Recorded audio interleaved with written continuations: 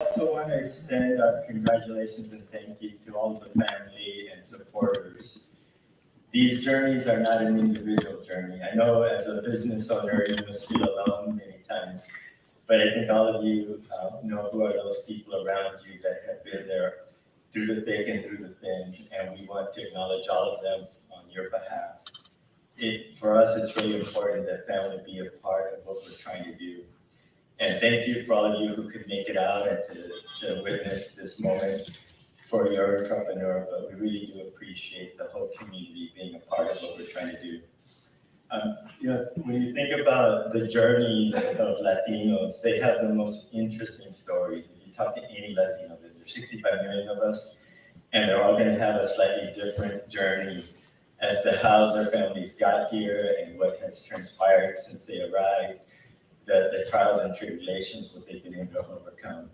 But the journey of Latinos is one of ascending. Not all of us, but most of us start from the bottom, from humble beginnings, and with very little, almost nothing, we find ways to create, to build, and to make something better.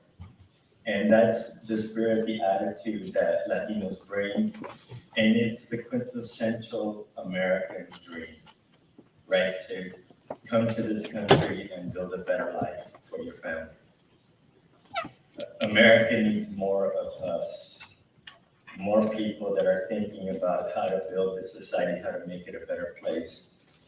And on top of your own respective journey and those challenges and opportunities that you've been able to achieve, you chose at some point in that journey to become a business owner, a business leader, which again now puts you on this other roller coaster on top of already a challenging journey.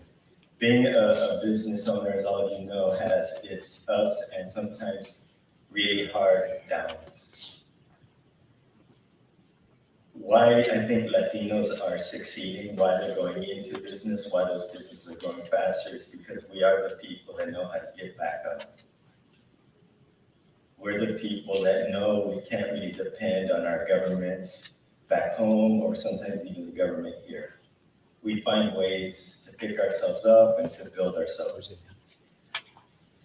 We really appreciate that spirit, and what we're trying to do here is give you yet more tools, because that is not necessarily sufficient for all of our community to rise. And we want, for those of you who are starting to achieve, find ways to accelerate your path and to make that journey even bigger and better, and that you have a community that you can do that with, so that we can magnify the benefits of that and extend it to a lot more people. All of those that are parts of our communities, those organizations that you run, your employees, the communities that you belong to, all of them are going to be impacted by you. And all of us collectively can really change society for the better. So thank you for everything that you're doing to join us in that journey. And the important thing for us is, with all those things that you have going on, your family, just life in general, and being a business leader, you chose this program. And I say that because we understand the challenges. It's an intense period, right? You have to be on webinars every week, you have homework, you have a mentor you gotta talk with. There's a lot of things that you're always balancing. But all of you did it, all of you got to this point, and we're appreciative that you joined us on this journey and that now you're about to graduate. And we'll talk more about what that means later, but I want to reiterate, you're part of a community now. That community so far has been 72 of you, however many are in this cohort, and us, a few of us at LBAN and Stanford that have put this program together. But as you graduate, you will be entering a much larger community, which is all of those that came before you. And there soon will be, as I mentioned this morning, over 1,000 graduates of this program. And all of the mentors, all of the capital providers, all of the corporations that are also part of our growing ecosystem. And we hope that you continue to stay connected to each other, that you connect to that community, and that you stay connected to us. And as I mentioned this morning, February 16, we will be releasing the research here on campus at Stanford. It's a big event for the university, for the Graduate School of Business. We will expect the dean and several other officials from the university to participate in that event. But also, it's an event for you. And we would hope to see many, if not all of you, back here for that. And we would have a lot more alumni as well. So there'd be an opportunity for you to meet in person other alumni that came before you. But even before February 16th, you will be able to begin to connect with those other alumni on the Mobilize platform. As soon as you graduate that Mobilize platform that so far has been Cohort 14, you will all be moved now into the broader alumni group. So you'll be online, be able to reach out to any of the other previous graduates. But all that to say that the journey with LBAN has only begun for you. We really want this to be a very long and fruitful relationship between us and you and between the whole community, that you really maintain connections with each other and you continue to build those connections. So with that, let me introduce your next speaker, which I think you probably heard from Victor at the beginning, but I want to emphasize his importance. He was the founder of LBAN. He's a trustee of this university. And like all of us, we were all living our lives doing whatever we were doing professionally. And some people like Victor may be more accomplished than others like myself, but all of us doing what we can to advance the world. In his case, he chose to take this on, to share this vision with Professor Bonas to create what now would become LBAN. And I think for all of us, we're very grateful for that opportunity, the fact that he had the vision and the fortitude to make this happen. I think it's a great example for all of us of we can always find different ways to change our society for the better. And I'm very appreciative that Victor chose to do it this way. And with that, let me hand it over to Victor.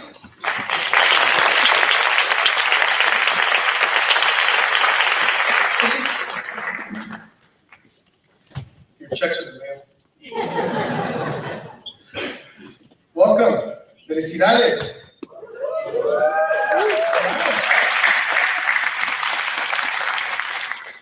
I heard a few minutes earlier, there's a green room back here, and I heard Eddie just chanting, ole, ole, ole. He's very happy that I can deal with him, so we're happy too.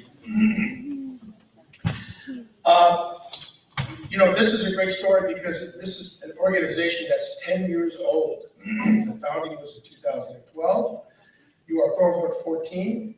But just to give you context, when we brought this idea to the president of the university back then, John Hennessy, and it wasn't fully baked, but I tell you, the three pillars that Arturo talked about, they were all in place. We knew that was our guiding posts. But the president of the university said, look, this is the right thing to be doing. This is the right time to be doing it. And Stanford is the right place to be doing it. So with that support, we kicked off what we have today. He provided support. We raised money. Through LBAN, we have a strong partnership with Stanford University. And we have had great leadership from Jerry as the faculty sponsor. I will tell you that the dean has also been very supportive, Dean John Levin. And one of the things that we pushed him hard on, that we need to find a Latino faculty member at Stanford, because Jerry retired as emeritus in 2001. We have not had another Latino professor at the business school until last month. Yeah, that's right, until last month. So I'm going to tell you a little bit about him. Okay, he is originally from Mexico. Grew up in San Antonio. He went to school at Trinity University in San Antonio, got his PhD, University of California, Berkeley. He was teaching at, who said that? No, just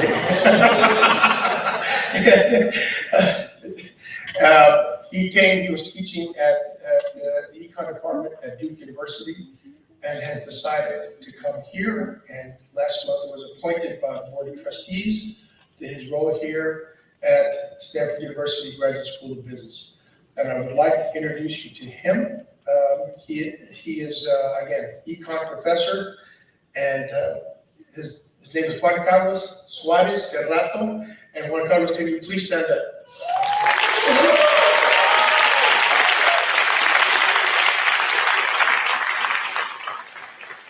So we're just excited to have somebody on campus, and we hope to engage him with this program.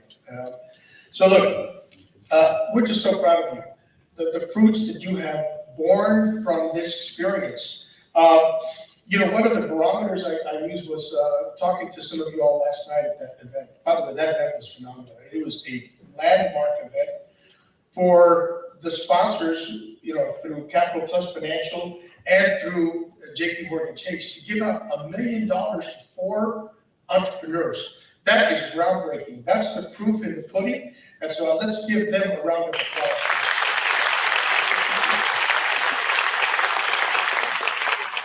But I heard some of you all making some comments, maybe complaining a little bit about, all the work that needs to be done that Arturo talked about.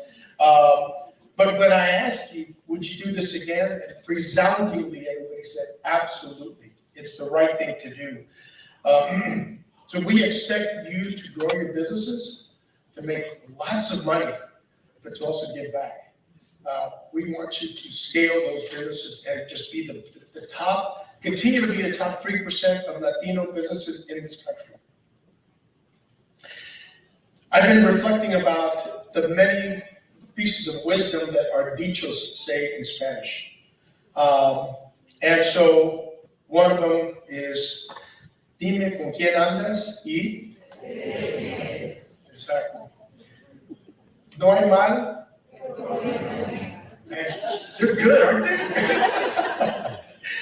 But one that I really was thinking about was this great poet by the name of Jose Alfredo Jimenez. I don't think he's a poet, really. In many respects, he is. And there's many songs by artists, Latino artists, Ricardo Arjona, Alejandro Sanz, Gloria Estefan, whatever you like.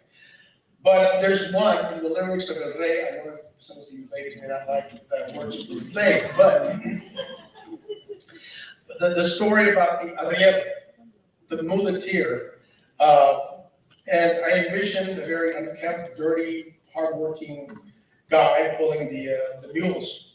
But the sage advised it flows from his mouth to tell the singer, no hay que llegar primero, pero hay que saber llegar. That's right. This is a journey.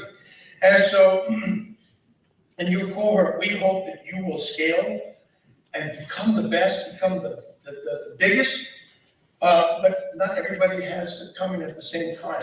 It's really a journey to know how to get to that place. And so just keep at it, and that all those logros will come. And so I would remind you, there's no other program in this country, none, that does what we do to scaling Latino businesses, to provide you the research that we do, and to provide you the ecosystem and the group that you will be a part of. And so just keep that in mind, because it is your strength. It is how you're going to get to where you're going to get to. And so and I'll even share this with our guest here, I want you to repeat the LBAN mantra for him. Okay? What's the first part? Do and get business for each other. That is the guiding post of this program. It's the differentiator. It's going to make you all very, very successful and special. So please give yourselves a round of applause.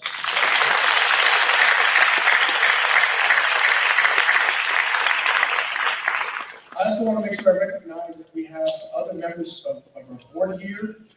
Phil Pompa, who's sitting right here, and he's one of the founders as well. And Guillermo Diaz, who's also sitting right there. They also do a lot of work. It is my pleasure now to introduce to you two of our, first of all, let's give Arturo a big round of applause. So I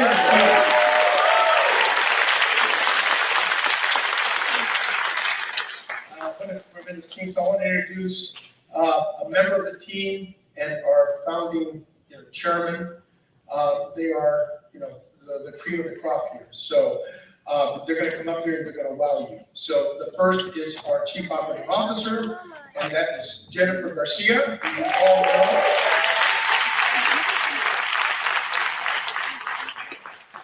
And again, someone that needs no introduction, Professor Jerry Wallace.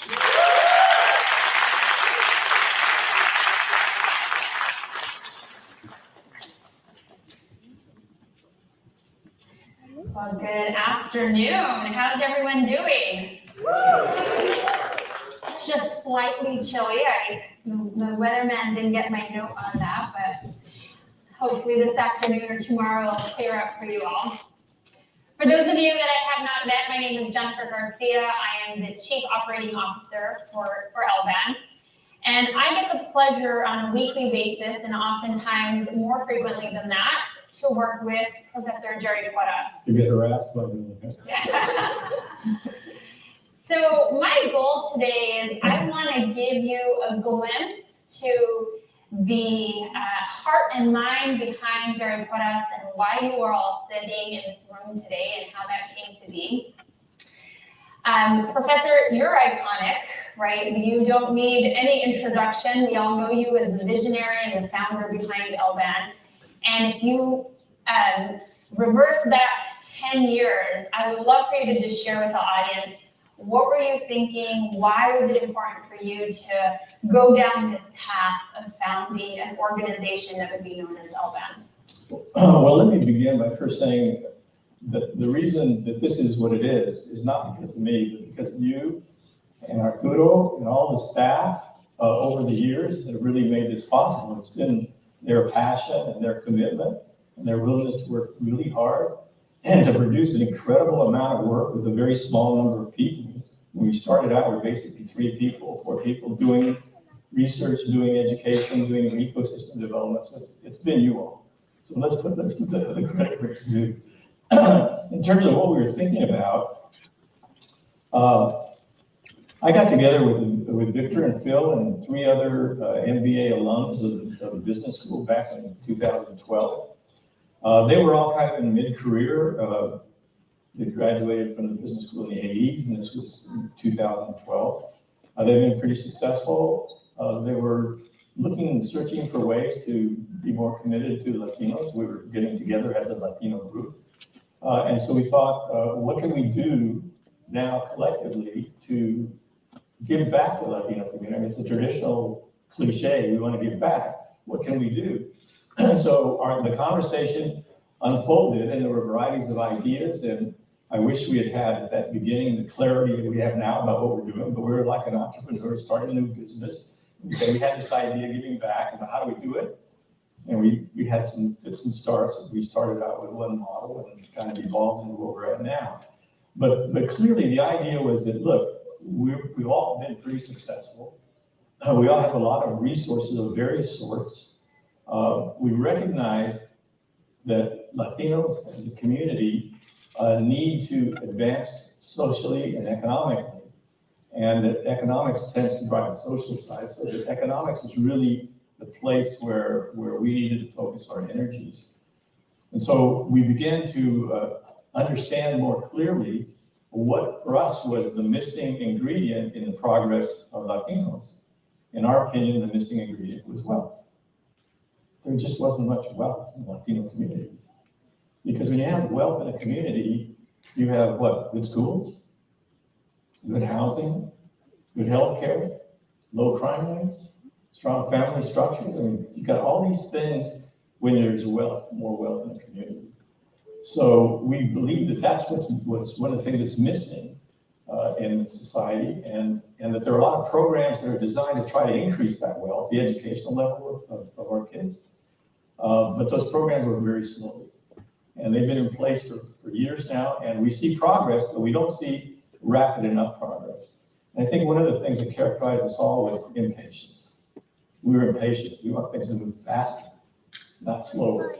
And so we asked ourselves, well, what does it take to increase the wealth of Latino communities? And so there was a lot of discussion about that, but we landed on the notion of entrepreneurs.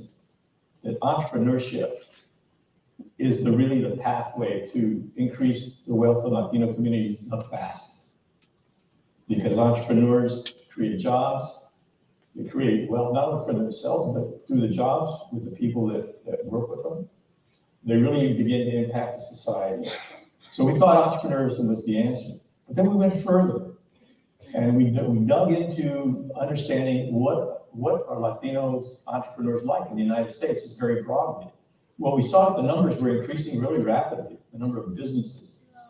And over the course of like the previous 15 years, the number of Latino businesses increased by a net of roughly 1 million a year every 5 years. So we're increasing in numbers dramatically.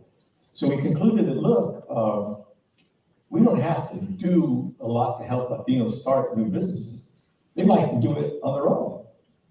It seems to be a part of the culture. It seems to be part of the mores of Latinos to start businesses. And, I don't know what drove each one of you. I'm sure it's something separate, but there seems to be some commonality across all of you that you all started businesses. So we said, let's not focus on helping Latinos to start businesses. Let's focus on what is missing, and that is help Latinos build big businesses, large businesses. Now, why big ones? It's the big businesses that really impact the society in a broad level more than any other entity, in our opinion. Businesses help shape the laws. Through giving jobs, they help shape the mores of the people. They help to shape the value systems of the people. They affect the society in a multitude of ways. Latinos are not represented in this group. There are very, very few big Latino businesses, over $1 billion businesses. So our view was we need to try to promote that. We need to try to promote the formation of really big businesses because we want Latinos to be at the table when lobbyists are hired to influence the laws of the land, when the policies of the local mayor are being influenced by the big businesses in their areas. We want to be able to have Latinos at those tables. And so that's why we're focusing on helping you to grow, to be big. That's why we're focusing on scaling. And so then out of that grew the research, and out of that I grew this program, and out of that I grew the ecosystem. So wealth creation really being the impetus behind that. And I can imagine that you sitting in those rooms 10 years ago, you couldn't envision what is sitting in front of you today. But one of the things that you said that I think becomes applicable to all of us in the room is you were ideating, you were meeting with a group of individuals who had a similar interest. You were ideating, you had conversations, and something birthed from that. And I just look at all the conversations that were happening upstairs this morning, all the conversations that I witnessed amongst alumni throughout the course of the year, and all of the ideas that come from that, and what will be birthed from that, whether it be joint ventures, new organizations, and the list can go on. So it's really exciting just to hear how within networking opportunities, within conversations with like-minded individuals, something great can happen. Let's go to this. 10 years. LBAN has been around 10 years. And today we have, we will soon have over 1,000 alumni across the country, which is really exciting. Every industry is represented. What I say often, Professor, is that I say, there's lots of great programs. If you were looking for accelerators or programs, there's lots of great programs that you can participate in. But really what sets LBAN apart is what comes after the program and that ecosystem. Professor, share a little bit about what you think that power of the ecosystem is. Well, I think it's, in effect, I think it's the most significant and important thing that we're doing is helping to create the process whereby this ecosystem gets evolved and generated and grows. And you all, and the other 900 or so that came before you, are really at the core of it. For us, you're the secret sauce. You're the ones that are really going to make the difference in evolving the position of Latino businesses in this country. You start out as being companies that have already been pretty darn successful. You have over $1 million in revenues, and those of you who are more at the early stages have raised $500,000 from professional sources. So this means that you've been validated by some economic entity, either investors or or the consumers of your products and services. So you're at the core, you're the cream. But that's only a part of it. That's only a part of it. I think what is really important and significant about this part of the ecosystem, you all, the cohort, the alumni, is a mentality, and it's been said before, but I really want to emphasize the mentality of giving rather than taking. That is really significant. I've been a part of a lot of networks, and by and large, most of those networks, the mentality of people in there is, what can I get out of it? What can I take? They're in there primarily to see how they can advance themselves, and that's their primary drive. Now, we all are driven about trying to benefit ourselves and improve our lot. But if that's the only thing we're doing, then we're kind of more of a traditional network. But I don't see that in you all, and in the group of 900 or so that graduated before you. I see a mentality in there that's different. It says, how can I help? How can I help other Latino companies prosper? How can I help them solve problems more effectively? What can I do to do business with each other? That's what this mantra is all about. I mean, it's really broad scale. Because when you do business with each other, you're doing business, you're helping someone else, and they're helping you. And so it's really a synergistic process. And that the more we do that, the bigger our numbers grow, the more and more of a society that we're going to impact. And in the end, and I wish I had said this a little earlier, but let me say, earlier on, when we were thinking about why we're doing this, I had really learned in my experiences at Stanford for the previous 40 years of trying to improve the number of Latinos in the business school, in the university, as students and faculty and so on, that trying to make a moral argument that it's the right thing to do doesn't work. People say, oh yeah, that's right, I agree with you, absolutely. We should do something. But nothing happens. There's no action. There's absolutely no action. So I very early on, as we started just having this discussion, was saying to myself and others, look, we have to make an economic argument. People listen to economic arguments. If it's going to affect your pocketbook or your standard of living, you're going to pay more attention to it. And so that's the reason that we were focusing on the economic side. We're not saying we should grow big Latino businesses because it's the right thing to do. We're saying because it's economically attractive. And so if you remember what our purpose is to strengthen the United States economy. That's what we're about. We're about doing that. But we're doing it in a special way by helping you to be big and helping you to grow. So our view of that and helping you to grow is very powerfully driven by you helping each other to grow. And the more you do that, the more successful you're going to be. It's really, by giving, you're going to be receiving. But the motive needs to be given. I credit you and the other founders that really came up with the mantra, because I think the mantra, one, is very action oriented. It demands an action from you. But secondly, to your point, is it breaks down these barriers of competition and these walls of competition, right? Because there might be many of you in the same industry, but when we begin to cultivate a culture that says do business with each other, get business for each other, you no longer feel competitive, but now you feel as collaborators and say, we might not be able to do business directly with you, but who in my network, who can I introduce you to? And that's really this part of giving. And what is absolutely unique, I've already heard so many stories from Cohort 14 alone where this is coming to life, and I imagine that's only going to become exponential as you connect with a larger alumni network. And let me add one thing. I think it also fits our culture. It's a culture of being collaborative. That value of being collaborative, I think, is very strong in the Latino culture and maybe more strong than in other cultures. And that value of collaboration and having a community is consistent with the Latino value, and it's consistent with how I think we really grow and be big and strong and have an impact. Yeah, absolutely. One of the things that we talk about, and you already started, is the power of the research, and the research being that language of business. It's the common language that can really help move decisions, help move check marks, checkbooks, policy, etc., because people respond to data. We, as you've heard Arturo mention many times last night and today, we are having our big research event on February 16th right here at Stanford.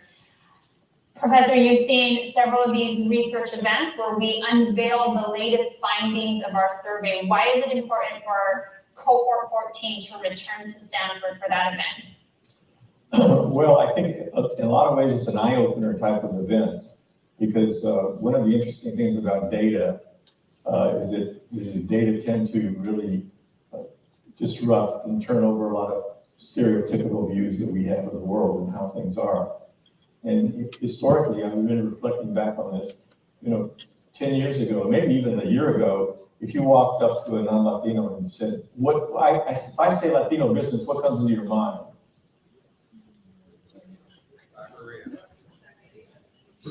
Restaurants, cleaning services, gardening services, construction.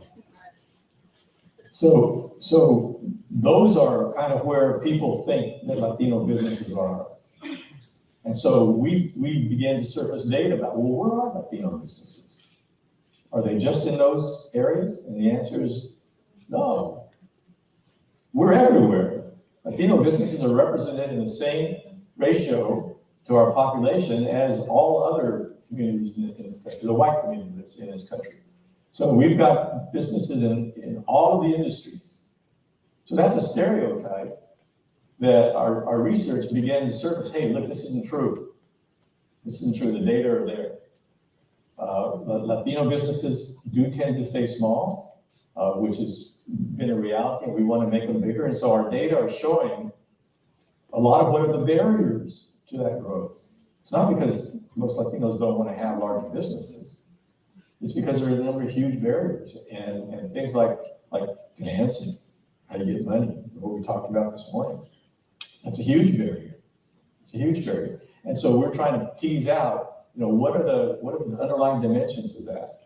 What's going on? Finding out that the big banks have not been lending money to Latinos in the same way that they lend it to white business organizations. Even though you look the same, except for your color of your skin. Your performance is the same, profits the same, your credit scores are the same. I mean, all these dimensions are pretty much the same, yet you don't get loans at anywhere near the same rate from a national bank as a white-owned business does. So our research surfaces that. So then it's important to use data to change the stereotypical views of what people have about Latino businesses. Because that will help people understand that Latino businesses are significant, they're growing in numbers, you're going to have a larger and larger impact on the society. There's only one way really that's going to go, and that's up in terms of your impact, your economic impact. So in terms of you as a cohort, it's important for you to, number one prize with that broad data that we're aggregating with the rest of the data that we collect nationally, because our survey is national. We collect like 5,000 respondents that are Latinos and 5,000 that are white-owned businesses, because we do some comparisons, because that's what's really important to see what the comparisons are. So you're meshed in with the larger group, but it's more important for us as an organization, for SLED and LBAN, to understand what's going on with you, with your companies, because we want to try to demonstrate that as you come through the program, you begin to accelerate once you leave the program, that you grow bigger. We want to use data to demonstrate what's going on. And our expectations is that you're going to grow. I mean, that's the commitment you make when you come here, and that's the commitment we make to you, is we want to help you grow. And so we want data to support that. And if you provide it, if you don't provide it to us, we're in the dark. We don't really know, we're just guessing, we're claiming stuff. But there's nothing like saying, hey, 80% of our alumni have responded to this survey. And so it's pretty representative of what's going on with all of them. So it's powerful, especially when we're wanting to get support. Arturo mentioned where we've gotten support from these various corporations. It's more powerful if we say, well, look, our alumni are growing at these rates. They were growing at one rate before they came, now they're growing at these rates. And we think that one of the important things that happened to them was they attended this program and they became part of this ecosystem. So we're worth supporting with dollars. So it's, from a marketing point of view, I mean, very, very sort of frank about it, from a marketing point of view, it's very powerful for you to provide us with that information. And if you don't, we're in the dark. And by the way, it's my expectation that you're going to provide us with that information. I want to guilt all of you into thinking that if you don't respond, you're going to call from Jerry and say, hey, how come you haven't responded to that questionnaire? Because it's really a significant thing. We invest a lot of resources and energy in trying to collect that information. So what I'm hearing there is the participation in the annual surveys, and that is annual, it'll happen every year, but also being at the event when we unveil the research brings not only awareness to you as entrepreneurs, but then you become the carriers of that. You give that data legs and you can take it back to your communities, your ecosystems, so that the awareness and the knowledge of Latino entrepreneurship expands throughout the country. For all of you, Cohort 14, and I know we have some alum in the audience as well.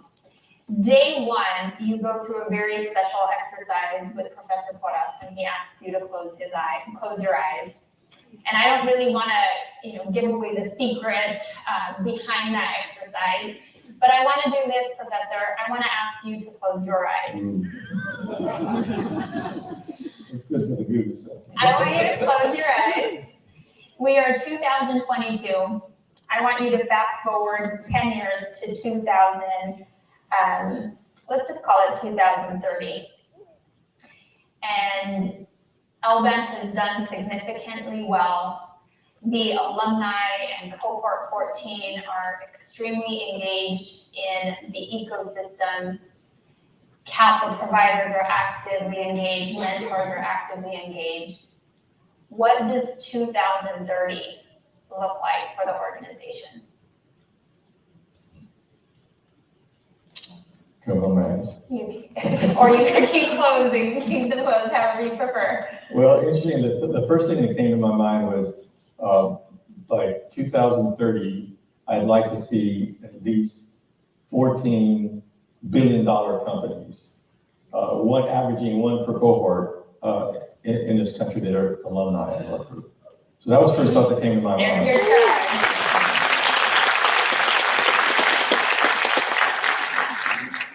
But since all of you went through the exercise, I'll give away what then happened to me in my own thinking. And that is, what did I say to you? I said, okay, now you've had this goal, everything's been achieved, you're so proud, you never expected to do it. Now double it. So let's talk 28 billion-dollar companies by the year 2030. 28.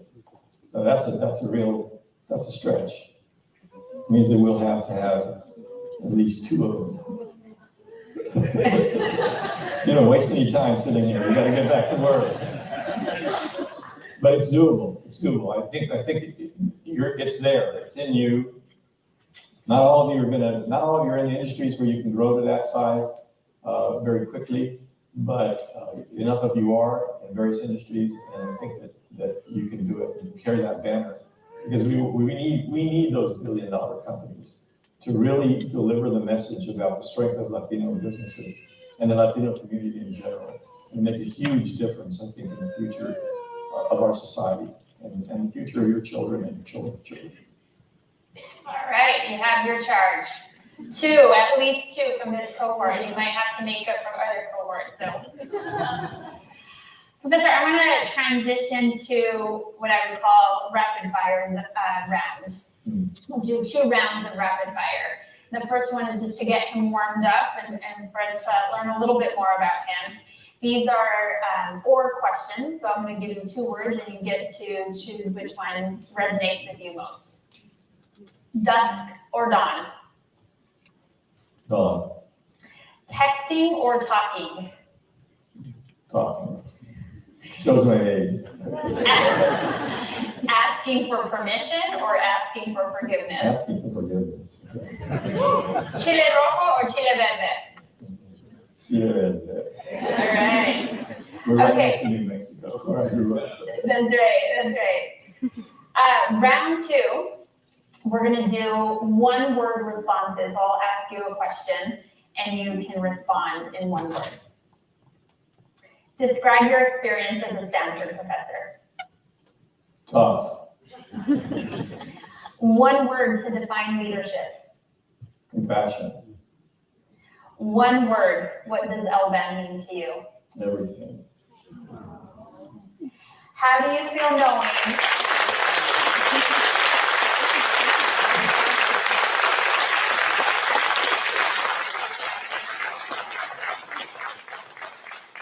How do you feel knowing that in the last 9 weeks, your vision has impacted 72 entrepreneurs?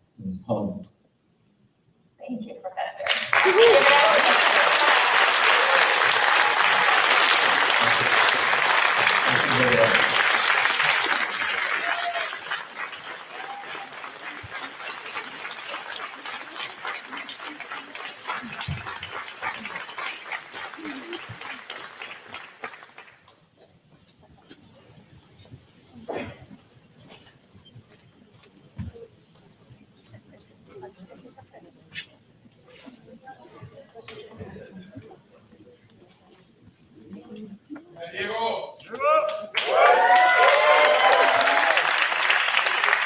Alrighty. What a great fireside chat amongst two phenomenal individuals that I have so much respect for. I've learned so much from both individuals, and I hope that you all really enjoyed that conversation. Without these individuals, we don't see a lot of the great work that we do here today. So I just want to again, give one more round of applause to Jennifer.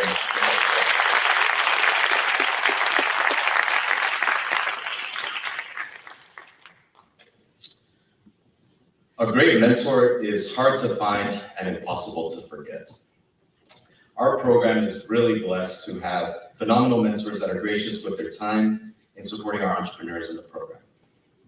A lot of our entrepreneurs are leaders in their communities. They are driving change in their businesses and helping provide opportunities for many individuals and their respective families. However, as these entrepreneurs become more successful, they climb that quote unquote ladder that society has in determining what success looks like. As the saying goes, it gets lonely at the top. Everyone is constantly asking you for support, for this, for that. Heck, sometimes they might even ask you to be their mentor, right? But who's asking you all if you want to be mentor, right? So as entrepreneurs, that pressure of having to know it all, to be present at every event, to say yes to every opportunity, it's big, it's demanding, it's exhausting sometimes. Yet, we don't take the time to reflect inward, beyond business and into the core of who you are and where you're going. You've come a long way, but there's still ways to go. That's why the mentor component of our program is so critical to the success of the entrepreneurs during the program. When the entrepreneur is lost at sea, the mentor serves as a beacon of light to guide and orient them in the right direction. They are the sounding board to all business matters, including sales, marketing, finance. You've shared tears, laughter, wisdom amongst themselves, and when the tough gets going, they reassure you because that's ultimately what you need. To be reminded of your greatness, to grow from your mistakes, and to help grow your companies and those that keep them running. So at this moment, I know that there are some mentors that are a little bit shy, but if you do feel comfortable at this time, I would like to ask for all the mentors that served during this cohort to please stand. And I'd like for everybody to please give these folks a round of applause. So mentors, if you all please stand. Mentors in the room.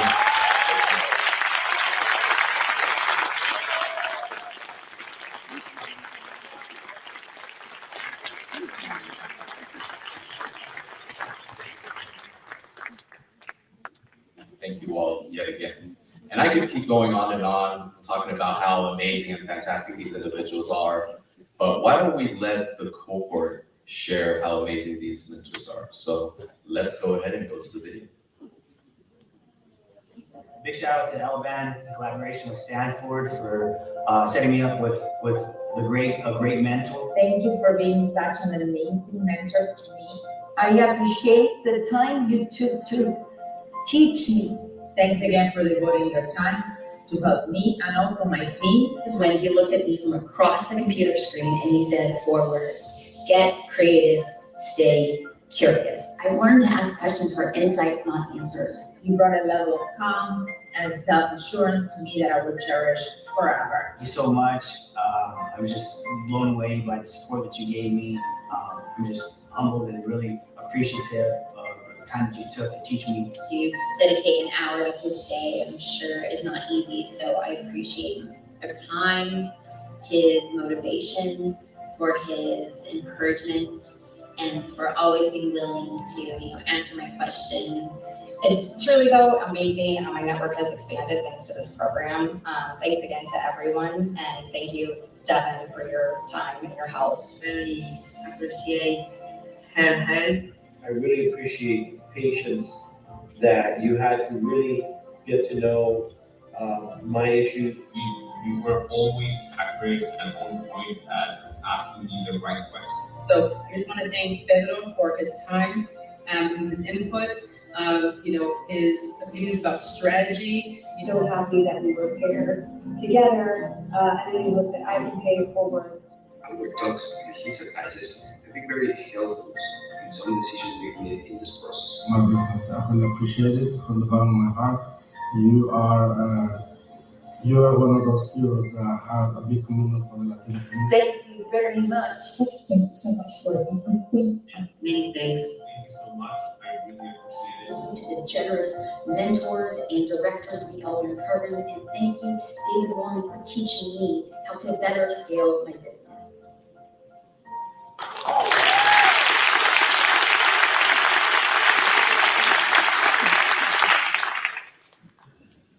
Thank you again, mentors. At this time, I have the unique and distinct honor of presenting our next speaker in this ceremony. This individual is somebody that I also have very profound respect for. I got the chance to be a part of one of her sessions last year at the USHCC conference. Just a phenomenal, intriguing, captivating speaker that we're about to hear from in a second. So at this time, just want to give a little bit more context into this fantastic Latina. So Lily, she's a former corporate executive, entrepreneur, and television business commentator. She is the CEO and co-founder of the cultural intelligence marketing agency CN Plus and the marketing research tech firm Culture Intel. Her company empowers Fortune 100 companies such as Google, Kellogg's, PepsiCo, Prudential, Walmart, and among others, to turn cultural trends into impact and profits. In 2021, her firm was listed by the Inc. 5000 as one of the America's fastest growing privately owned companies, a company proudly 100% Hispanic owned and founded. And she's also one of the very few Latinas serving on a public board for companies such as Zoomies, RCN Television, and AUA Private Equity Partners. Her story has been featured recently by Fortune Magazine, Bloomberg, PR Week listed her as one of the top 50 most influential healthcare Latino leaders, top 100 most influential Latinas, and D Magazine as part of the most influential CEOs, among others. Originally from Colombia, recently moved to Dallas from New York City with her 2 sons and husband, former NFL player and entrepreneur Chris Valletta. At this time, folks, please help me welcome Lily Phil Valletta. Lily, come on up.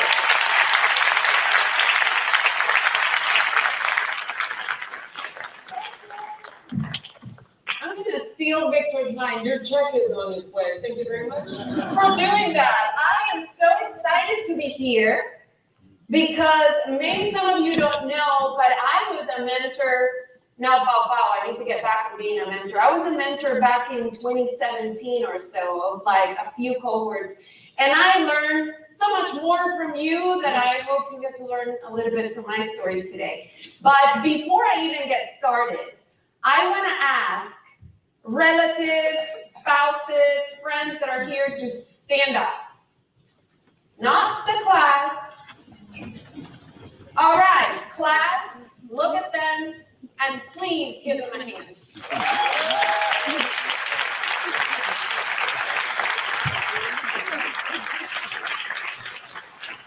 I know they've put up with your weird ideas that make no sense. I too have Latino parents that said, mija, te vas de trabajo corporativo, what are you doing? They have the patience, the love, the wisdom, the dedication to be there behind you. Especially for those of you that are the spouses and the partners of these great leaders. It is hard work. It takes a village. And there are days when you're pulling that all-nighter and only that one person behind you that loves you will continue to be there by your side and understand. So never, ever, ever forget to honor those that were standing right behind you. And how ironic that they are sitting behind you because they continue to be right behind you. Never, ever forget that. But I'm here to just give you some words as a colleague, as a new friend, as an entrepreneur that can say, I've been in your shoes, that humbly has learned a few things and made a lot of mistakes along the way too, to realize that ultimately, knowledge, position, title, even money doesn't matter. As long as we honor and recognize the power, the full power that represents you as you. Shedding the title, shedding the company, the industry, the size. What is it that you're putting out in the world? How will you choose to activate your power? There is power in numbers. We just heard it from Professor Porras. It's undeniable how big and strong we are as a community of business leaders, contributing to this great nation. But many times it's easy for us to let others define the shape and the look of your power, because we often forget to elevate and believe and live out the power of you. It's something that I actually learned at a very, very young age. When I came to this country, I was 17, came from Colombia, didn't speak English, and ended up in the great state of Texas, of all places in America, where I thought I was going to learn English, and I was actually learning Texan. I learned that later on. That y'all wasn't the thing everybody said everywhere until I moved to New York. But here's what's interesting. When you speak Spanish and you're coming as an immigrant to the great state of Texas, everyone, of course, immediately assumed that I was Mexican. And I couldn't understand why. This is the early 90s, and of course I corrected them and said, no, I'm from Colombia. And I was so excited about that. And they went into Pablo. I'm like, no, we're not all in that business. Thank you very much. Pablo's go on. And here's the annoying thing about it. I was like, why would people want to define me in their lowest definition and denominator of what Colombia is supposed to be, when probably they had a Colombian cup of coffee that morning, but they never brought that. But did I get annoyed? Maybe the 17-year-old version of me was naive and innocent, a little bit oblivious of what people may be thinking or not about myself, but I didn't let that stop me. I said, great, they're ignorant. I have knowledge. Let me tell you about Colombia. It's so much more than that. But it was that attitude and recognizing that there was power in my background and knowledge about something I knew and could explain that they couldn't see, that I exercised at a very young age and recognized, let me tell you. And now it's so much easier because we can call on Shakira, Disney put out Encanto, and there's so many great things that I can, brag about as a proud Colombian. And probably all of us in our backgrounds have something like that. Like the recent victory from Argentina. Good job, guys. You're keeping us with hope in the World Cup. I know, what a strange World Cup. Don't even get me started with that one. But there's power in culture and in that background and in that backstory that we all can represent and share with the world. And you can choose to keep it inside or feel offended when somebody will call out Pablo's go out for me, instead of just feeling compelled to educate, create a bridge, and create a conversation that will change that narrative. Because if I don't do it, then who? It was my responsibility at that moment to recognize that there was power in culture. Go figure. Yes, you're here. You're finishing a program from the Graduate School of Business at Stanford. But you're also now members of LBAN, a community that is thriving and proudly has Latino on its name. How are we gonna show up as Latinos? Every day, not just when it's convenient in these buildings and amongst our own, but to create those bridges and conversations that dispel the myths and make a bigger conversation more powerful with those that may not understand the power that you hold. You know, sometimes if we pay attention to what's happening in pop culture, in entertainment, it gives us hints of where the world is turning. And there is something that has really struck me in the body of work that I do now for over a decade. There is over and over and over recognition and validation of the power of cultural economics in everything around us. I'm so excited that our new Latino professor here is an economics professor. So there you go, cultural economics in action. Now here's where cultural economics just screams of the power that we all hold if we choose to pay attention. Many times people wonder and look at the stats and say, gee, what is influencing the world? Well, what about the fact that for 3 years in a row, the most streamed artist according to Spotify is Bad Bunny? I see some Boricuas. Now, he sings in Spanish, and when he got his big award of Artist of the Year, unapologetically did his whole speech in Spanish. Now, is it because every Latino in the world is listening to Bad Bunny? No, it's because everybody is listening to him. There's something with the cultural economics that he represents. There's a reason why We Don't Talk About Bruno, has dethroned Let It Go from Frozen as the most streamed, also and top charting Disney hit of all time. And there's a reason why Sofia Vergara continues to be, for now 7 years in a row, the highest paid television actress in the world, making a whopping $42 million, give or take, a year. And she's making that money talking like this. Has she changed her accent? No. Is she ashamed of it? No. There's power in cultural economics and the authenticity that that brings. And it doesn't matter what level of Latino-ness you feel inside of you. You're here, you are Latino, amigo, right? Habla español o no habla español, it doesn't matter. There's something uniquely special, a blessing and a superpower that comes with the essence of you. But it's up to us to exercise in that power. Are we ashamed of it?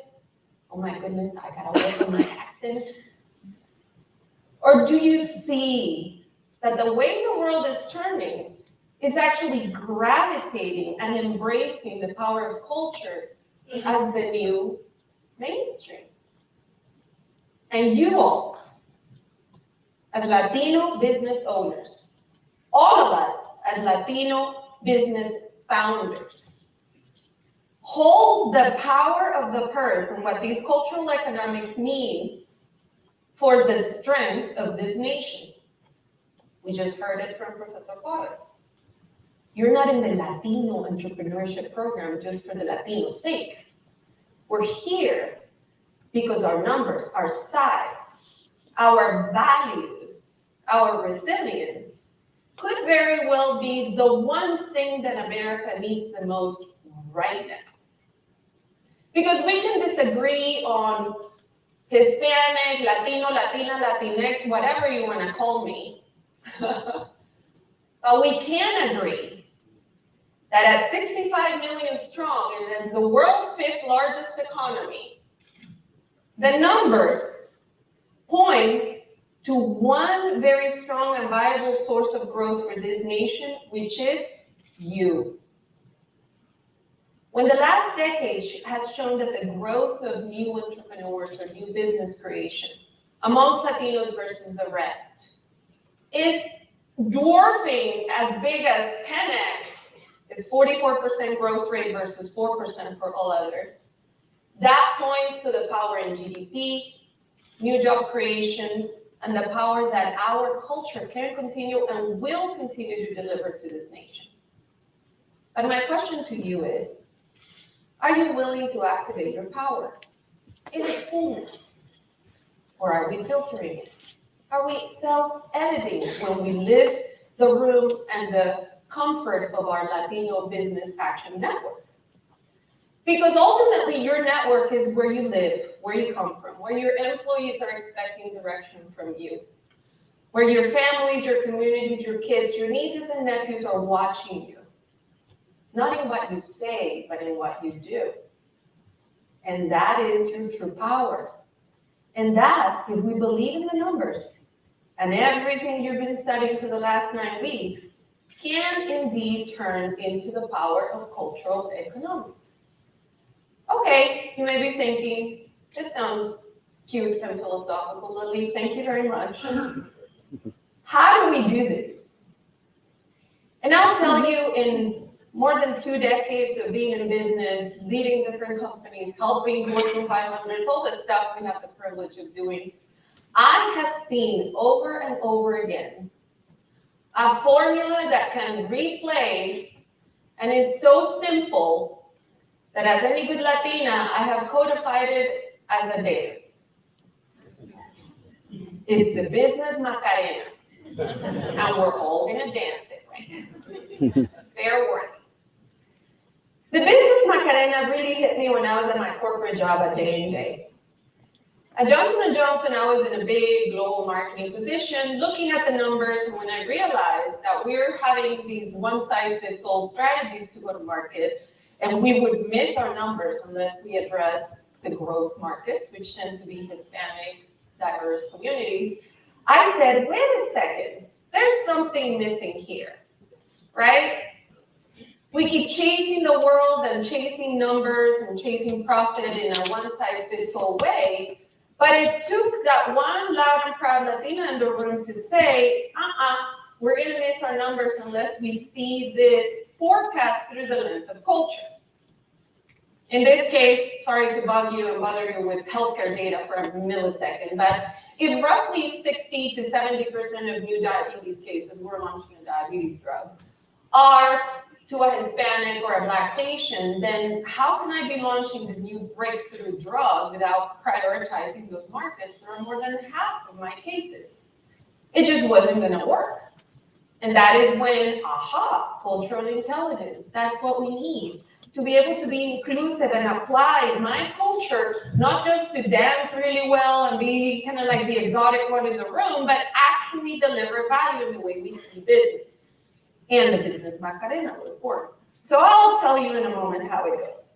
Very simple, and you're gonna indulge me with it because I've been doing too many Zoom calls where I tell people through the screen to do it. It's very, when you're live and in person, you have to do it in person. So raise your right hand, everybody, including parents, relatives, nephews, everyone. It doesn't matter what business you're in, what initiative you're leading, whether you are caring for your home, as a stay-home mom, hardest job in the world, by the way, or if you're a teacher or a business leader in any industry. You first, in anything you do, need to get to the heart, all right?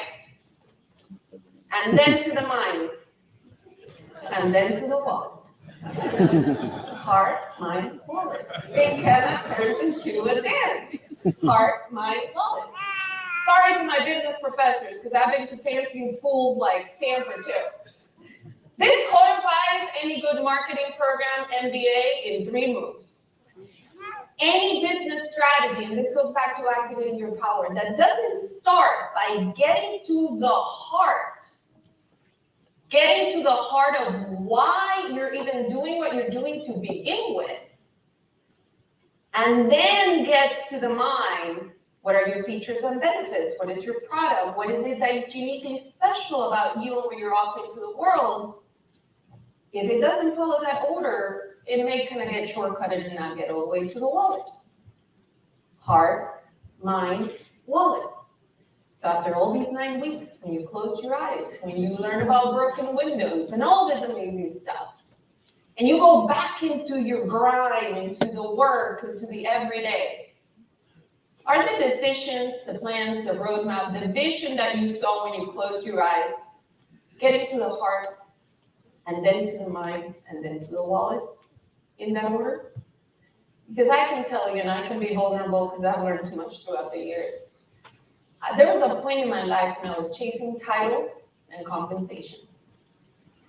And there's no amount of money or title that will ever give you satisfaction. I was chasing what my head was saying I was supposed to be doing, and really letting me be driven by the pocket. But it wasn't until I paused to really think, what is that power I want to activate into the world? And what role can I, or my business, or my influence play in the world? Then I discovered I needed to get to the heart first. Why are you doing what you're doing today? Is it anchored on who you are? Does it honor the fullness of your culture? Is it chasing something bigger than money and title? Because if it's not, you're skipping the heart. You gotta get to the heart before the mind and then the wallet. So how do you do that? I know we only have a few minutes here. Remember this picture, put your plans through the test of fire with this. It will make you see the world differently. Well, it can be kind of codified in very 3 simple words. Purpose. Purpose will be that thing that unlocks what your heart's desires truly are as a business leader. But having that feel-good intent and passion, which is so uniquely Latino, right? Hard work, resilience, the power of our faith, our family, our community, sure. But that without performance, preparation, ends up being a bit shallow and altruistic. It has to follow through with how ready you are to turn purpose into performance. And when those two combine, then profits will follow. Because when you do this, and you know that what you're doing in your companies, in your media company, in your construction company, in your accounting company, in your firms, are being led by purpose, you're no longer looking at customers as customers or employees as employees, but you're seeing them as the people that you are impacting and changing every day. When you know that performance is key and you cannot shortcut readiness and preparation, you will never, ever stop learning. These 9 weeks were just an appetizer. You just heard it. It's not what happened here, it's what happens next. And that preparation needs to continue. You need to stay sharp, ready, anticipate others, and never, ever settle. I think there was a video from your mentor, thank yous, that talked about curiosity. Never, ever, ever stop. Staying curious, ready, prepared, and sharp. And all of that, if it's not yielding profits, then you're just kind of having a really nice hobby, but that's not a business. We need profits to deliver our purpose. We need profits to be able to continue to sharpen our growth, personally and professionally as an organization. And all of those, the heart, the mind, and the wallet, can very likely be that new code that unleashes and activates the fullness of your power. We could spend many hours or an entire course on this kind of stuff, but I wanted to give you that tease and really have you question and wonder, first, am I honoring the power of my culture? Next, is my purpose clear? And it's not just an altruistic thing that your business has hanging on a wall somewhere. It's the purpose that you know drives you. But with preparation or without it, you will continue to fall short and wonder what's happening with the profits. But the beautiful thing with this formula, and the heart and the mind and the wallet in that order, is that ultimately the epitome of it delivers what I like to call purposeful profits. Because you can do good and do well. And when we head back to our companies, and we go back to the people and employees that look up to you for direction, for guidance, remember, every interaction is a manifestation of your purpose. Every interaction is the playground and the stage where you are performing and exercising on your preparation. And when those things are aligned, profits will follow. Purpose, performance, preparation, and purpose. So now, as we're getting to the end of this journey, or the beginning of the next, I am going to ask you right now to close your eyes. Please do, entrepreneurs. Close your eyes, and as you close your eyes, I actually want you to step back at the first day you set foot on this campus. What did you feel? What did you know? And what were you doing with your employees, with your company? Maybe you were thinking, do I really need this program? My friend said it was really good, but I don't have time for this. But now that you know that we hold the power in our authenticity, in our culture, in the new knowledge and preparation that you have received, and the new friends and colleagues and network that you have unleashed, what will you do? Keep your eyes closed. Next week, in that Monday morning leadership team meeting that maybe you already have on the books, how will you show up differently? When you're going to your kids', parent-teacher conference, or volunteering for your church or that charity that you love, how will you show up differently? And as life and business and God keeps blessing you with money, what are you going to do with it? Because there's a circular responsibility that we can all unleash. You can open your eyes. And with that, I dare you and I invite you to raise your right hand. Get to the heart, get to the mind, and continue to make that wallet bigger. Thank you.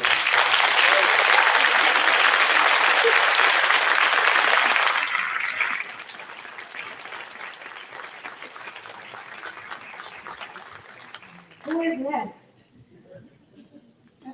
Jennifer. I can keep going. I can talk.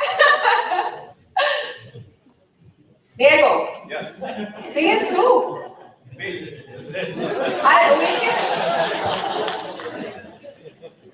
By the way, he doesn't seem like he's been here for 3 months. I am so impressed. Welcome. We are blessed to have you. A round of applause to Lily for fantastic words. It's such a really engaging speaker. Really brings to color a lot of, what we face as a community, right? So thank you, Lily, for that. Right. So. All right, ladies and gentlemen. So the moment we've all been waiting for, our procession. So we are, we're good. Yeah, did I skip something? No, okay, we're good. We're good. Again, I'm the guy they throw in there. Just do your thing. So I wanna just give some instructions, as I seem to be doing all day, in terms of how this procession is gonna go, especially for those family members that want to take pictures.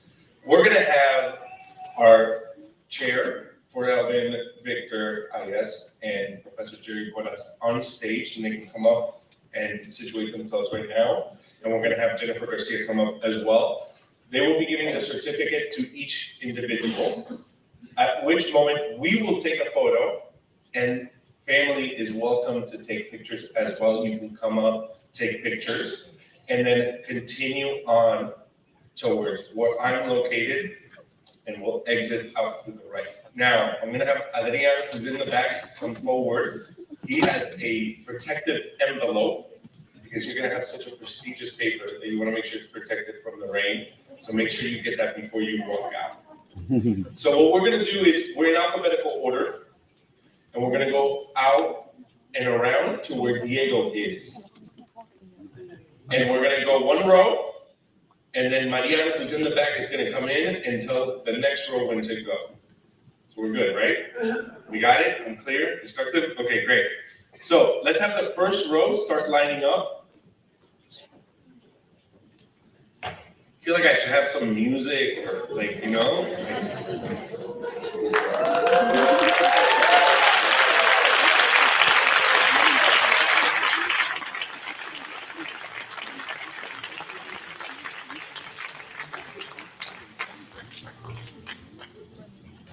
And I'll go one by one, we'll go slow. And I want to make sure that everybody has a chance to take pictures. Again, you can come up and take closer pictures, you can zoom in. Oh, for entrepreneurs, take off your name tags. We're good, we know who you are. And I want to make sure that in your pictures,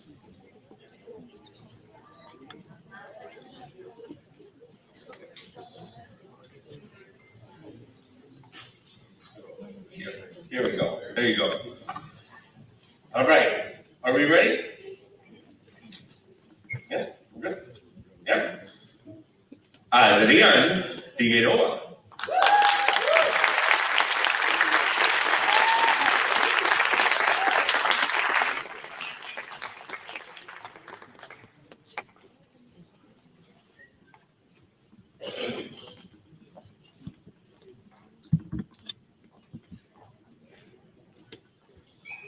Adriana Catalina Vázquez Ortiz.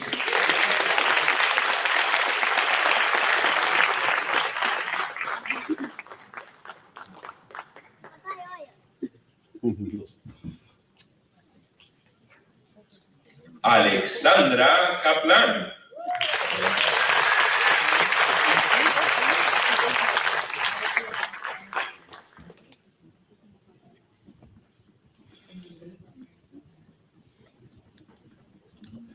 Alfonso Sánchez.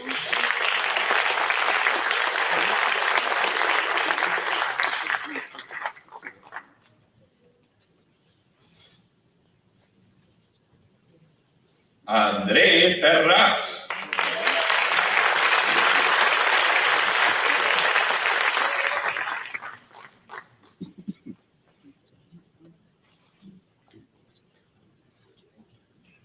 Angélica González.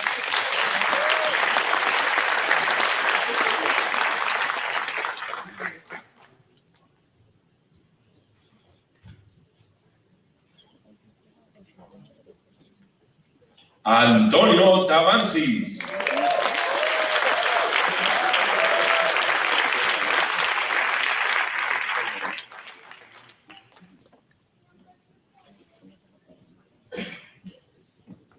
Beatriz Ayala Muniz.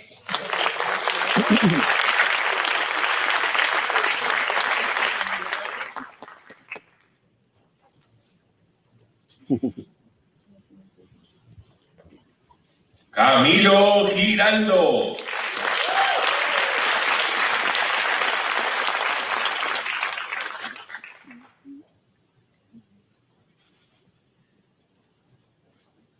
Candice Pineda.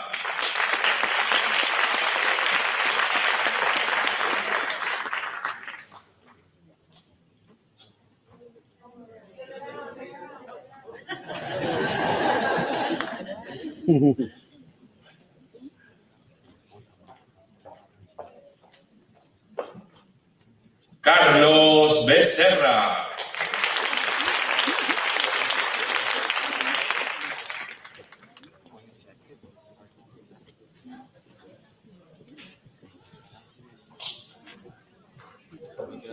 Carmen Pérez.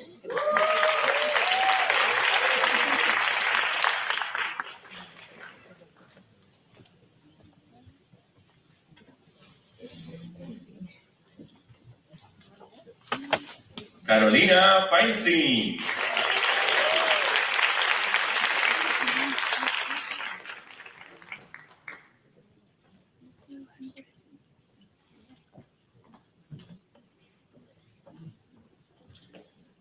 Cintia Cisneros.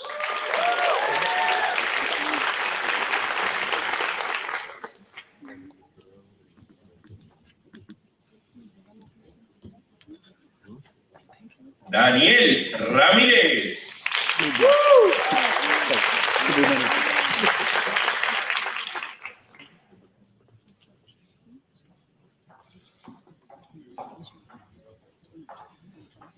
Daniela Jongitud.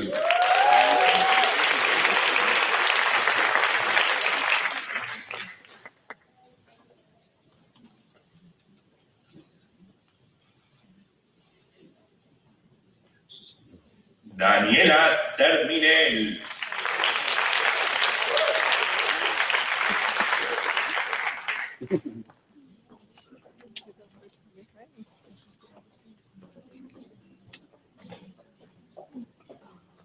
Daisy Mahmoud.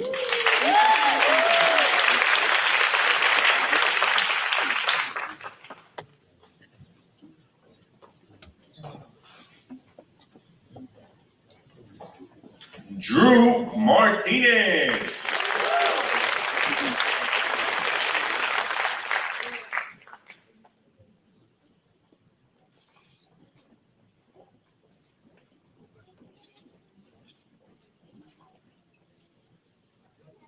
Elena Morales.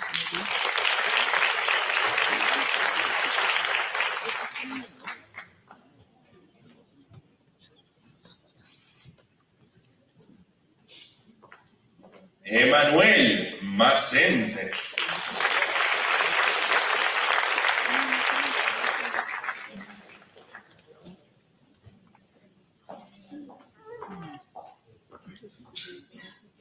Ernesto Delgado.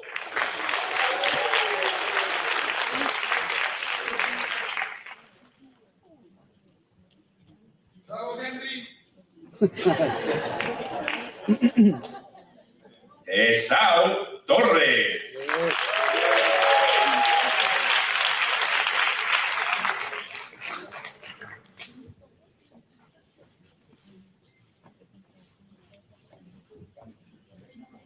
Fernando Araiza.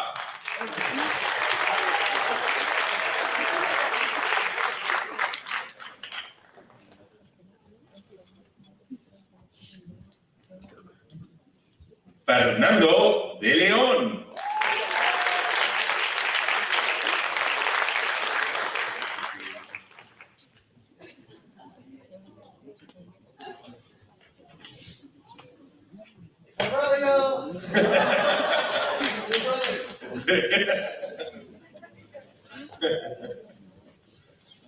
Fernando Vigil.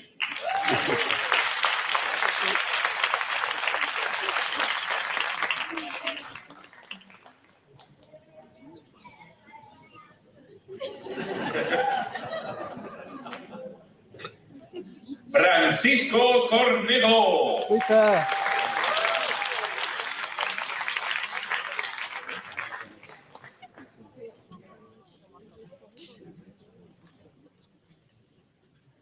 Chelsea Rodríguez.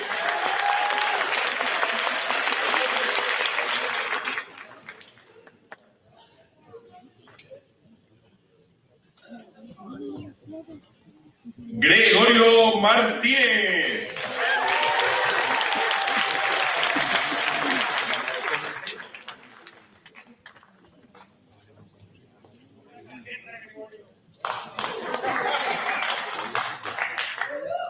Hugo Gómez.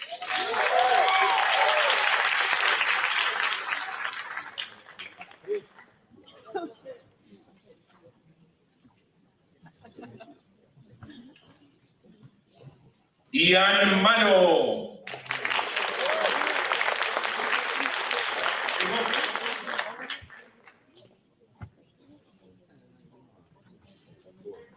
Jasmine Star de la Torre.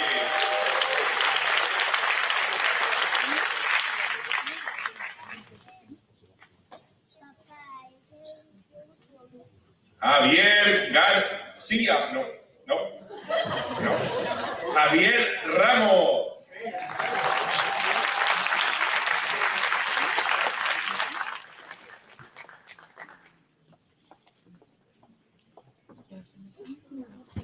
Joel García.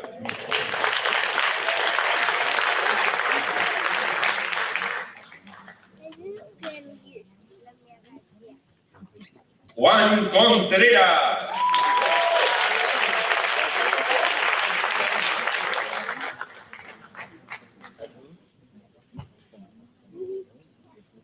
Juan Giraldo.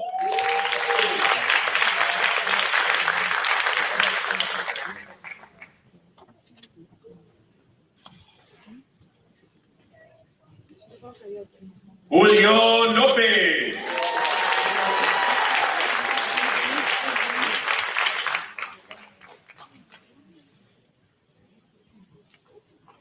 Katie Castillo Wilson.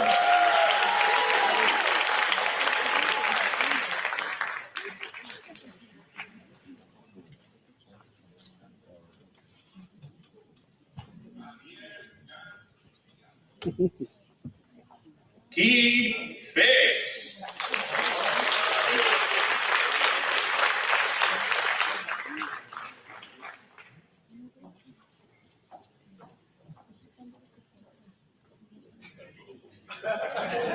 Kristen Flores.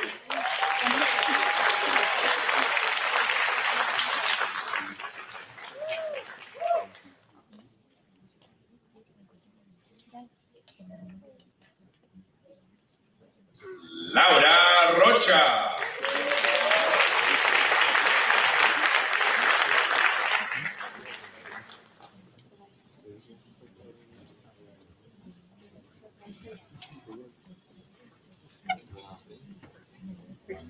Lawrence Flores.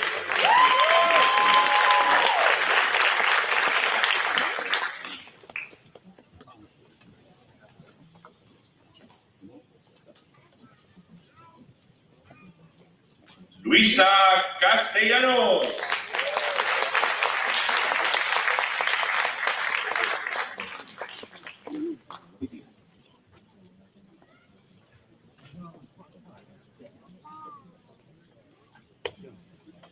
Manny Ruiz.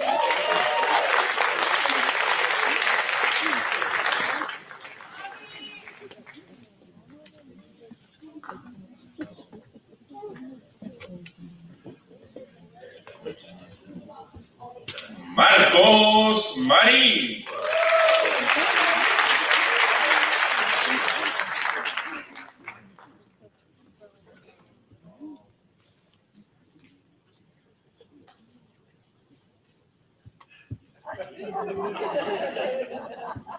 María Oliveira Camelí.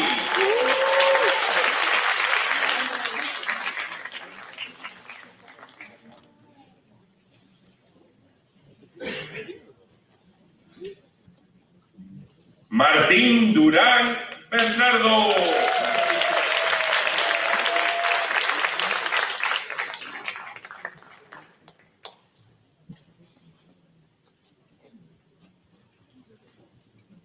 Melissa Maesi Goldberg.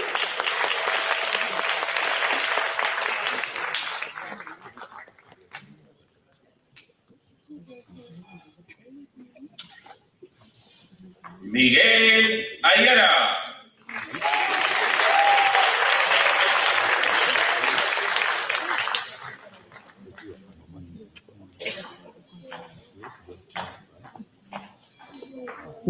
Miguel Ávila.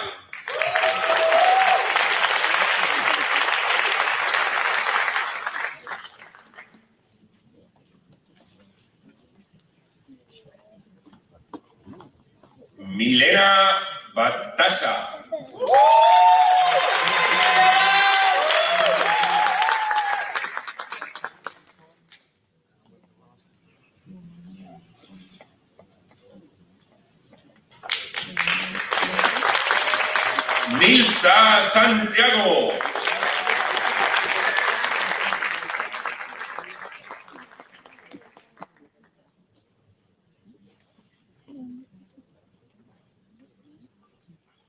Octavio Manzano.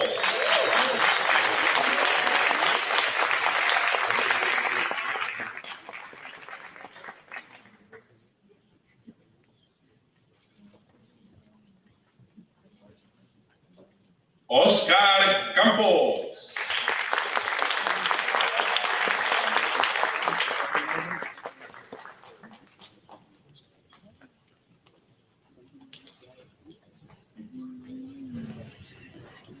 Patricia Álvarez de los Cobos.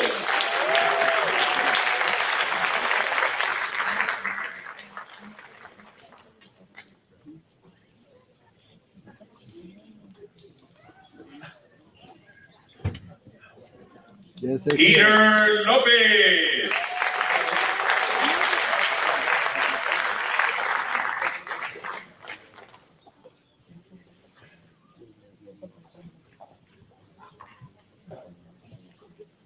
Pedro Maura.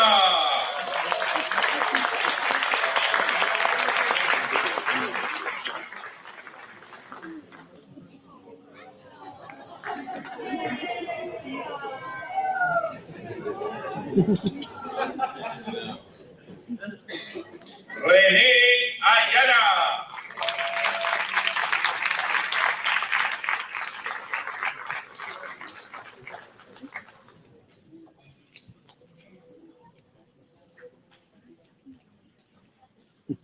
Ricardo Regalado.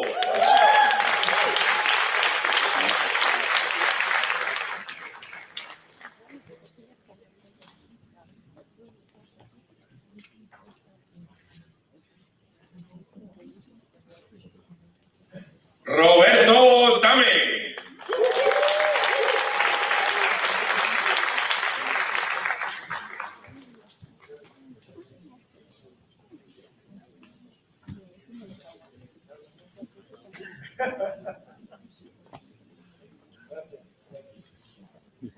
Sandra Velázquez.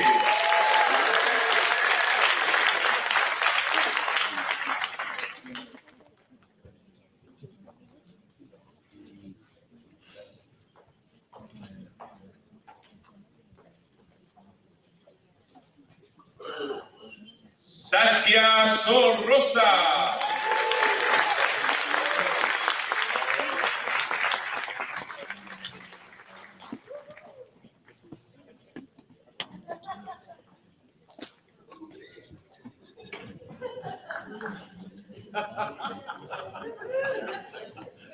Sergio Rodríguez.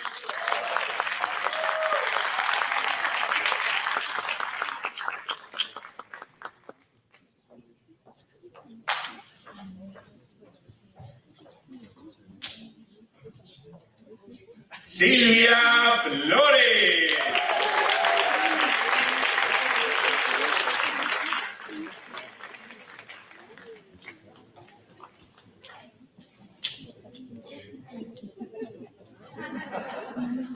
Sofía Contreras Stone.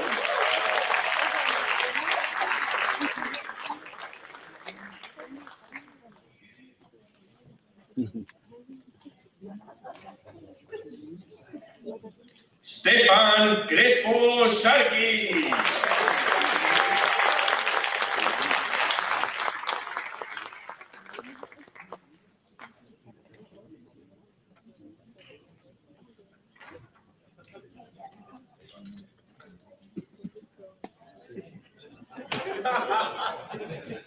Teresa de Jesús Luna.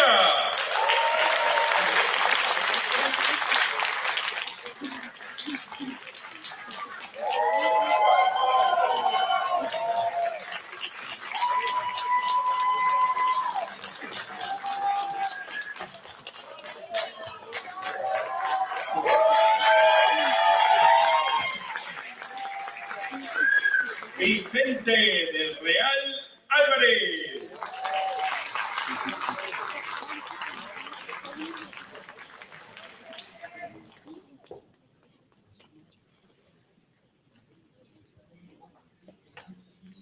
Victoria Ortega.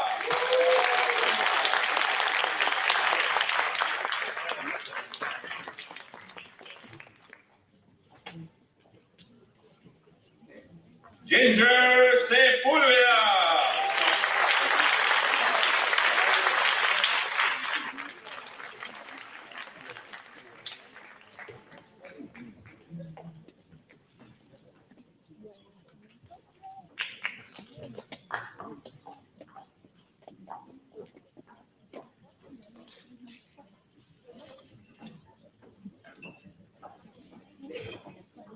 All right, everybody, so we're almost at closing. We just have a couple more things.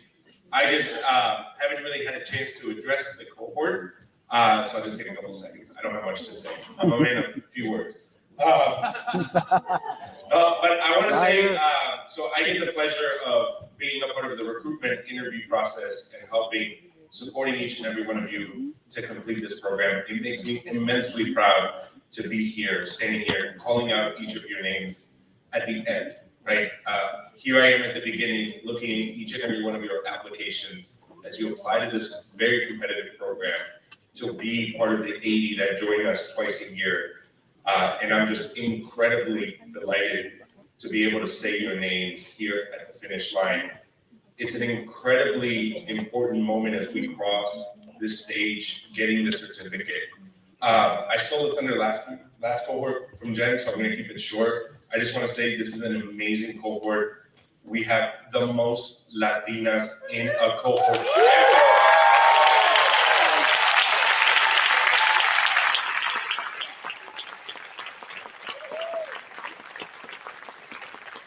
So a big congratulations to all of you. I'm honored that you let me be part of this journey with you as you scale, grow your companies, and grow your communities in each and every one of the cities. Thank you so much and congratulations. And with that,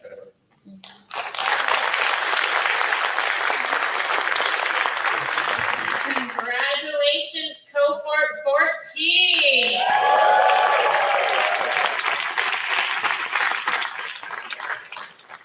My husband graduated from cohort 7. There's another cohort 7. He is a serial entrepreneur. I think Diego asked me, how many different signature lines does your husband have? So I know that it is difficult to be the spouse and the support system for entrepreneurs.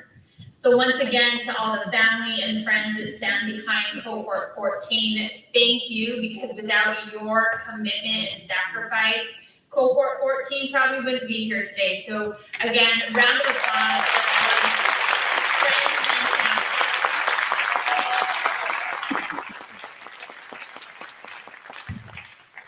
And in return for your sacrifice, friends and family, I want to give you a very special gift today. Today, I am giving you 10 hours back from your loved ones. That's 10 hours per week. My recommendation is to start your to-do list now, your honey-do list now. But in all seriousness, thank you.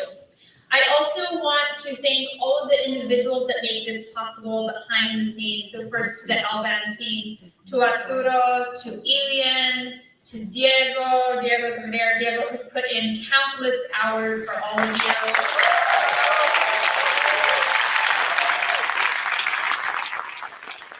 Adrian, our newest team member, is in the back of the room.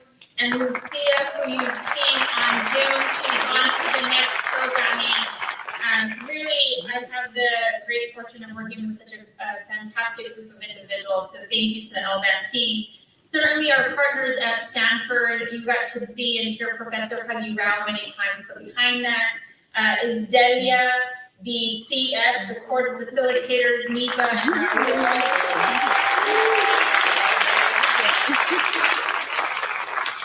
It is great partnership that really allows us to bring this program to life. And I just want to thank Delia, to you and your team and the events team, to everyone involved. Thank you very, very much.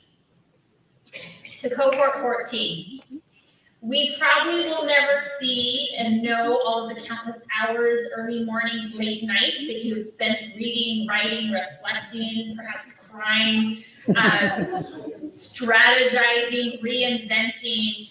So much has gone into these last 10 weeks. And I trust that this program and today really is a demarcation for you, that it demarks something new, that you are no longer the same entrepreneur today as you were 9 weeks ago, because you know things differently now.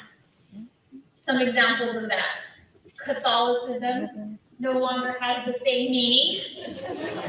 A broken window no longer has the same price tag. And for you in the room, scale is no longer an option.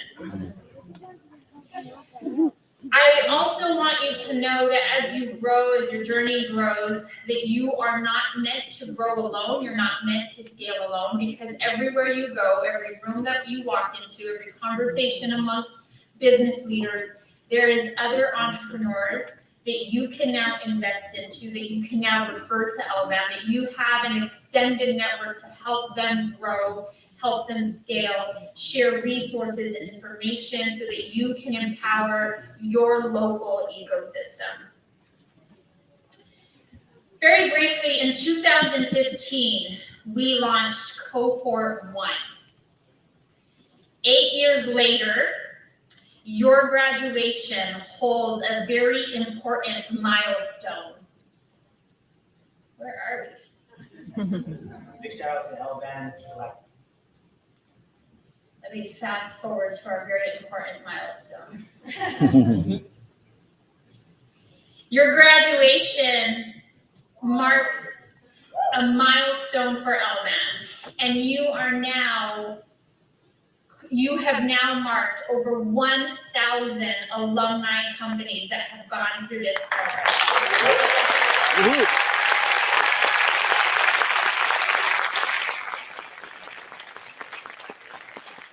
My charge to you is, one, that you scale, 2, that you activate our mantra, you live out the mantra, you stay engaged, you support one another, you play your role in creating the future of LBAN, and that can look like very many different things than what it has looked like in the last 10 years. But now, as part of this family, you have a very important role and responsibility to carry forward growth, not only for your company, but for the organization. We look forward to growing with you into the next 10 years.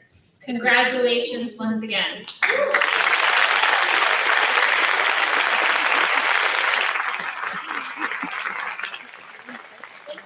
Formally concludes our ceremony for this afternoon, but we welcome all of you, friends, family, guests, to join us at 5:30 p.m.